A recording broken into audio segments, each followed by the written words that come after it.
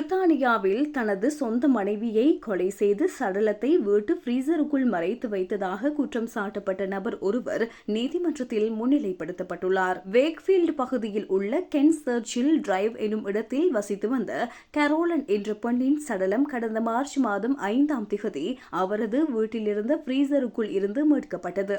இந்த கொடூர கொலை சம்பவம் தொடர்பாக அவரது கணவரான 45 வயதுடைய டேவிட் பராக்லோ என்பவர் கைது செய்யப்பட்டு அவர் மீது கொலை குற்றச்சாட்டு சுமத்தப்பட்டுள்ளது. நேற்று செவ்வாய்க்கிழமை லீட்ஸ் கிரவுண்ட் நீதிமன்றத்தில் இந்த வழக்கு விசாரணைக்கு வந்தது. இதன்போது கரோலனின் மரணத்திற்கு தலையில் பலமாக தாக்கப்பட்டதே காரணம் என முதற்கட்ட பிரேத பரிசோதனை அறிக்கையில் தெரிவிக்கப்பட்டுள்ளது.